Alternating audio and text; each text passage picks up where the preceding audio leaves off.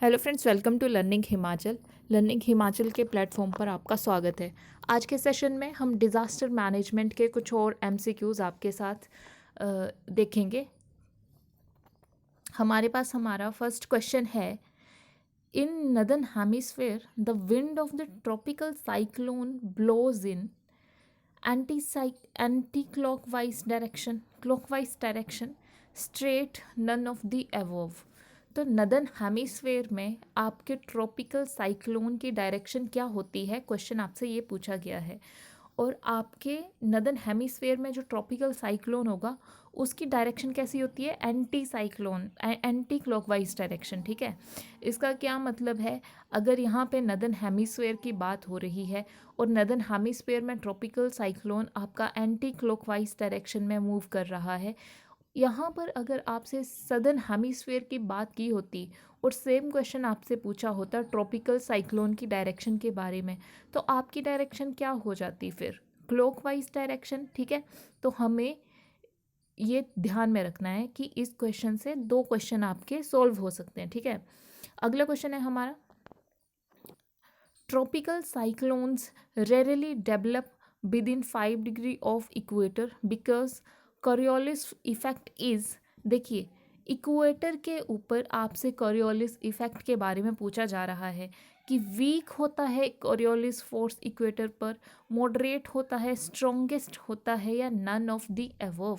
तो हमें Coriolis force वैसे तो ज्योग्राफी का टॉपिक है, लेकिन यहाँ पर ट्रॉपिकल साइक्लोन आपका डिज़ास्टर मैनेजमेंट में भी टॉपिक आता है।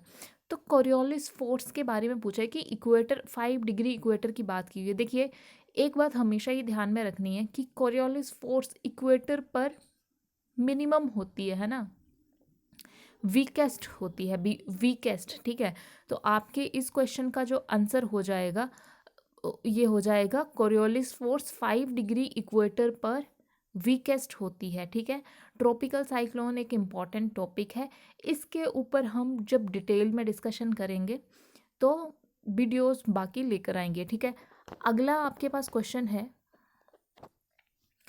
Hurricanes are common in India, Bangladesh, USA, Australia. तो हरिकेन्स जैसे अलग अलग स्टॉर्म्स या साइक्लोन्स आते हैं और अलग अलग कॉन्टिनेंट में या अलग अलग ओशंस में इनके डिफरेंट डिफरेंट नेम होते हैं। तो आपसे हरिकेन के बारे में पूछा जा रहा है। तो यूएसए में जो है हरिकेन्स जो हैं वो कॉमन है, जैसे इंडिया में ट्रॉपिकल साइक्लोन्स आते हैं। ठीक है, इंडिया में या इंडियन ओशियन की अगर बात की होती तो इंडियन ओशियन में आपके पास ट्रॉपिकल साइक्लोन्स आते हैं। वैसे ही अगर यूएसए लिखा है या आपके पास अटलांटिक ओशियन की बात यहाँ पर की होती तो आपके हरिकेन्स अटलांटिक ओशन में आते हैं या यूएसए में आते हैं। ठीक है, वैसे ही ऑस्ट्रेलिया में आपके पास विली विली इनका नाम है, ऐसे ही टाइफून आपके चाइना या जापान वाले रीजन में आते हैं। ठीक है, तो हमें ध्यान में रखना है कि ट्रॉपिकल साइक्लोन है पूछा हुआ, हरिकेन पूछा है, आपके पास में विली विली पूछा है या टाइफून के बारे में पूछा है, और किस किस एरिया में इनको किन किन अलग अलग नाम से जाना जाता है। ठीक है, तो हमारा आंसर क्या था, यूएसए। अगला क्वेश्चन हमारे से पूछा है, द मोस्ट काम part of the tropical cyclone is. देखिए, ट्रॉपिकल साइक्लोन का एक स्ट्रक्चर होता है, तो आपसे वही पूछा है कि ट्रॉपिकल साइक्लोन का जो स्ट्रक्चर है उसमें मोस्ट काम पार्ट कौन सा होता है, उसका लिम, उसके आई, पेरिफेरी, या नन ऑफ द अबव। तो ट्रॉपिकल साइक्लोन की जो आई है उसका जो प्रेशर है वहाँ पर लो प्रेशर होता है, और ये मोस्ट काम रीज़न जो है किसी ट्रॉपिकल साइक्लोन का माना जाता है। ठीक है, तो हमें ध्यान में रखना है कि आई, ट्रॉपिकल साइक्लोन की जो आई है वहाँ पर वो एक काम रीजन या पार्ट होता है। ठीक है, तो इस क्वेश्चन का आंसर क्या था, ऑप्शन नंबर बी। अगला क्वेश्चन पूछा है, in India tsunami warning centre is located in. India में सुनामी वार्निंग सेंटर कहाँ पर लोकेटेड है, कलकत्ता में है, हैदराबाद में है, अहमदाबाद में है, या नन ऑफ द अबव। देखिए, हैदराबाद में साउथ में आप थोड़ा सा चले जाओगे, साउथ में इंडिया के मैप में थोड़ा सा साउथ की साइड आप थोड़ा विजुअलाइज करें तो हैदराबाद में सुनामी, इंडिया का सुनामी वार्निंग सेंटर जो है वो लोकेटेड है, ठीक है। इस तरह के क्वेश्चन मतलब अनयूजुअल क्वेश्चन हैं, और अगर एक बारी हमने ध्यान में इनको पढ़ा हो, बिना पढ़े तो नो, बिल्कुल हो ही नहीं सकता अटेम्प्ट। अगर आपने यहाँ पर सुना है या पढ़ा है तो आपको ध्यान में आ सकता है, उस टाइम पे मेमोराइज हो जाती हैं चीज़ें, है ना। तो इंडिया का आपको ध्यान में रखना है कि इंडिया का जो सुनामी वार्निंग सेंटर है, मैंने आपको विजुअलाइज करने को भी बोला है कि आप थोड़ा सा साउथ में विजुअलाइज करिए, हैदराबाद में इंडिया का सुनामी वार्निंग सेंटर जो है वो लोकेटेड है ना। आपको ये ध्यान रह जाएगा अब, ठीक है। अगला क्वेश्चन हमारे से क्या पूछ रहा है, ट्यूबरक्लोसिस जनरली इफेक्ट्स। देखिए ये साइंस का क्वेश्चन भी हो सकता है और डिजास्टर मैनेजमेंट भी आपसे पूछा गया है, ठीक है। तो ट्यूबरक्लोसिस से कौन सा जो पार्ट है बॉडी का अफेक्ट होता है, किडनी, स्टमक, लंग्स या स्किन। तो ट्यूबरक्लोसिस आपका कौन से एरिया को या पार्ट को, बॉडी पार्ट को अफेक्ट करता है, आपके लंग्स को, ठीक है। सॉरी, ट्यूबरक्लोसिस आपके लंग्स को अफेक्ट करता है ना। ये साइंस का क्वेश्चन भी है, आपको यहाँ पर भी आप ध्यान में रख लो, है ना। किडनीज को अफेक्ट नहीं करता है, स्टमक को अफेक्ट नहीं करता है, स्किन को नहीं अफेक्ट करता है, आपके लंग्स को अफेक्ट करता है ट्यूबरक्लोसिस, टीबी, है ना। अगला क्वेश्चन आपसे पूछा है, रिपीट हो गया क्वेश्चन कि hurricanes are common in India, Bangladesh, USA या ऑस्ट्रेलिया। तो यूएसए में हरिकेन्स, जिनको हमने पहले भी डिस्कस किया कि या तो यूएसए या आपका अटलांटिक ओशन वाला रीजन, ठीक है, वर्ल्ड मैप में। तो हरिकेन्स कहाँ पर हैं, यूएसए में। अगला क्वेश्चन भी रिपीट हो गया है, द मोस्ट काम part of the tropical cyclone is, cyclone की आई, ठीक है। अगला क्वेश्चन है, vulnerability analysis comes in which part of disaster management cycle। तो vulnerability analysis disaster management की एक साइकिल होती है, जो हमने पिछले सेशन थे डिज़ास्टर मैनेजमेंट के फर्स्ट सेशन में शायद, उसमें हमने एक इसका जो डिज़ास्टर मैनेजमेंट का साइकिल होता है, कौन कौन से स्टेप्स होते हैं, 5 स्टेप्स हमने डिस्कस किए थे वहाँ पर, है ना। तो वहाँ पर पूछा जा रहा है अब कि वल्नरेबिलिटी एनालिसिस कौन से पार्ट में आता है, तो मिटिगेशन में, प्रिपेयर्डनेस में, रिस्पॉन्स में या रिकवरी में। तो मिटिगेशन आपका जो है वो करेक्ट आंसर है इस क्वेश्चन का, ठीक है। इसके बारे में हमने बिल्कुल डिटेल में डिस्कस किया है, आप वो वाला सेशन जाकर देख सकते हो। अगला क्वेश्चन आपसे पूछा है, floods can be prevented by, floods कैसे प्रिवेंट किए जा सकते हैं। ऑप्शन है अफॉरेस्टेशन से, cutting the forest, tilling the land, removing the top soil. देखिए पेड़ों को काटोगे, पेड़ों को काटने से जो रूट्स होती हैं पेड़ों की, या जो एक बैरियर की तरह ट्रीज जो है वो काम करते हैं। अगर पेड़ों को काटा जाएगा तो फ्लड प्रिवेंट नहीं होंगे, फ्लड जो है वो और आएंगे, ठीक है। और टिलिंग ऑफ लैंड, ये भी फ्लड्स को प्रिवेंट नहीं करता है। रिमूविंग टॉप सॉइल, ये भी फ्लड को प्रिवेंट करेगा नहीं। अफॉरेस्टेशन, पेड़ लगाने से ज़्यादा पेड़ लगाने से फ्लड जो है वो प्रिवेंट होते हैं। तो आपके पास हमारा करेक्ट आंसर क्या आ गया, अफॉरेस्टेशन, ऑप्शन नंबर ए, ठीक है। अगला क्वेश्चन हमारे पास है, which of the following is seasonally related hazard. देखिए आपके पास हैज़ार्ड के डिफरेंट टाइप्स हैं, है ना। हम डिटेल में डिस्कस नहीं करेंगे ऐसे, मतलब कि आप सिर्फ इन सेशंस को लगाते चलिए ताकि आपके मैक्सिमम क्वेश्चंस जो है वो आते रहें आपकी नज़रों के सामने से, है ना। तो आपके पास ना एक कॉमन सेंस जो है वो डिज़ास्टर मैनेजमेंट को लेकर डेवलप हो जाए और आप क्वेश्चन को आसानी से अटेम्प्ट कर सको अगर पेपर में आए, है ना। तो यहाँ पर क्वेश्चन आपसे पूछा है कि सीजनली हैज़ार्ड कौन सा है इसमें से, अर्थक्वेक है क्या, वोल्केनिक इरप्शन है क्या, अर्थक्वेक सीजनली होते हैं क्या, वोल्केनिक इरप्शन सीजनली होते हैं, टेररिस्ट अटैक्स या नन ऑफ दी एबव। देखिए इनमें से कोई भी, अर्थक्वेक का कोई सीज़न नहीं होता है कि इस सीज़न में आएगा उस सीज़न में नहीं आएगा, या वोल्केनिक इरप्शन का कोई सीज़न नहीं होता है ना, कि विंटर्स में आएगा समर्स में आएगा, नो।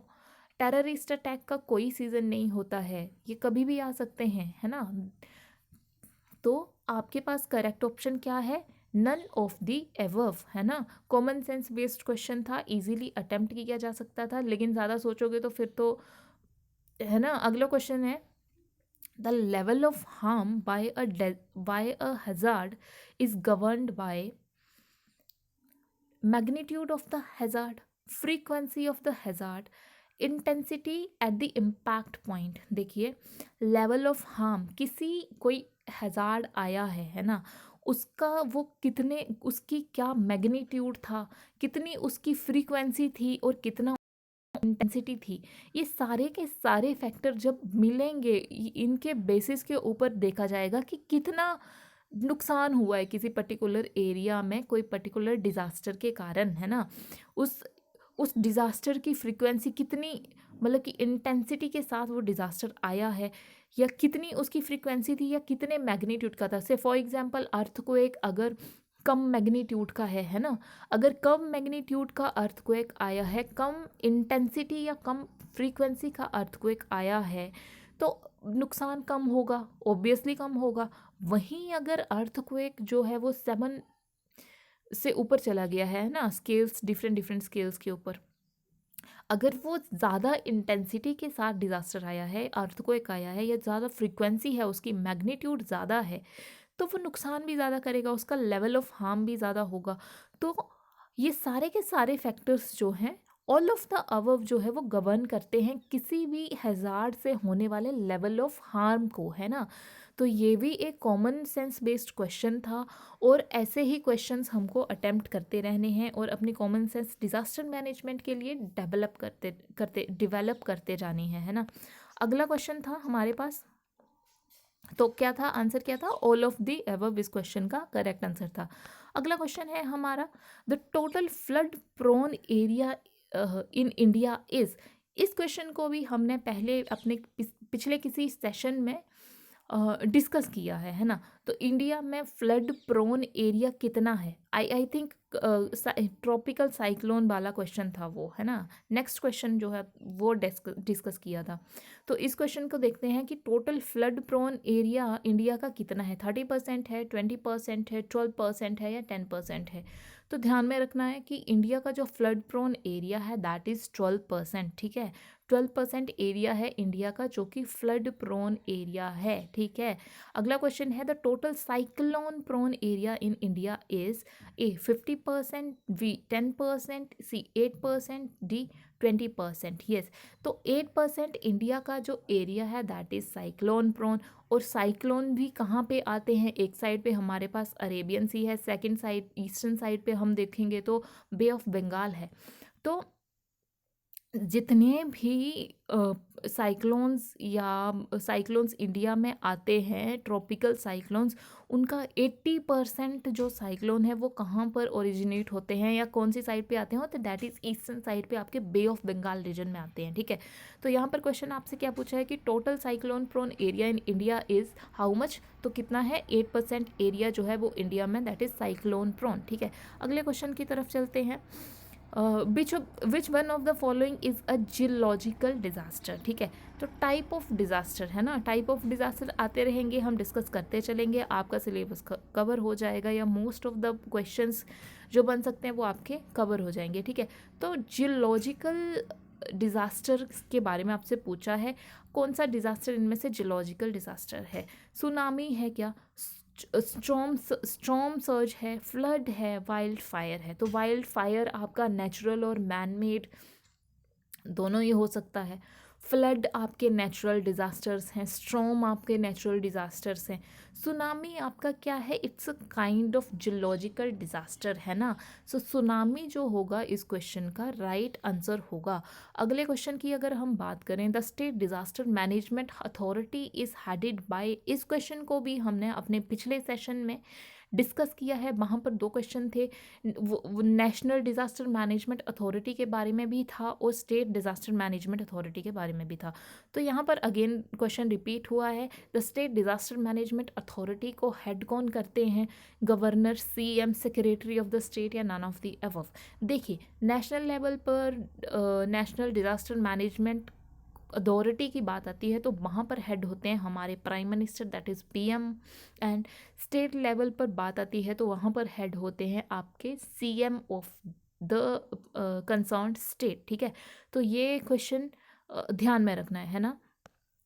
तो बी इसका करेक्ट आंसर था। अगला क्वेश्चन है व्हाट इज़ अ ड्रॉट क्या है? What is a drought? तो ड्रॉट की डेफिनेशन पूछी है आपसे या मीनिंग पूछा है। आपके पास ऑप्शन है no rainfall for a long continuous period.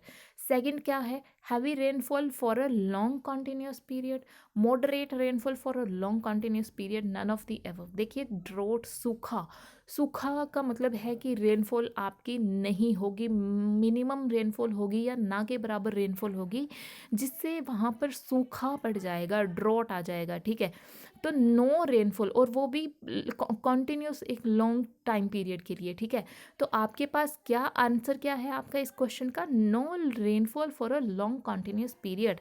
ये आपकी एक ड्रॉट की डेफिनेशन है, इसको आप लर्न कर सकते हो और डिफरेंट डिफरेंट जगह पर यूज़ भी कर सकते हो। ठीक है, तो आपके पास ऑप्शन क्या था? करेक्ट ए।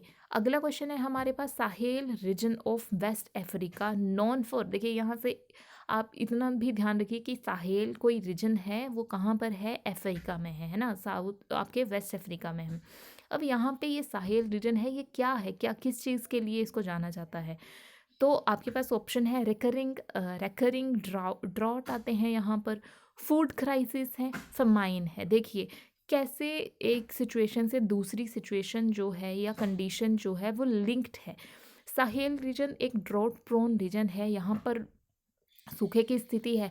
अब किसी भी रीजन में अगर ड्रॉट होगा तो वहाँ पर क्या होगा कि फूड क्राइसिस ऑब्वियसली होंगे ही होंगे, क्योंकि किसी भी ड्रॉट प्रोन एरिया में एग्रीकल्चर इज़ नॉट पॉसिबल, और ऐसी कंडीशन में फूड सिक्योरिटी की प्रॉब्लम आएगी, फूड क्राइसिस जो हैं वो जनरेट होंगे और फमाइन भी आएंगे। ठीक है, तो आपके पास all of the above options are correct for this question. तो साहेल रीजन जो वेस्ट अफ्रीका में है वो ड्रॉट प्रोन रीजन है।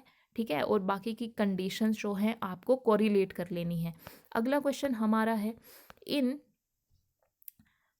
नदन देखिए ये क्वेश्चन रिपीट हो गया है। ठीक है, तो हमारे पास आज के सेशन में इतने ही क्वेश्चन थे।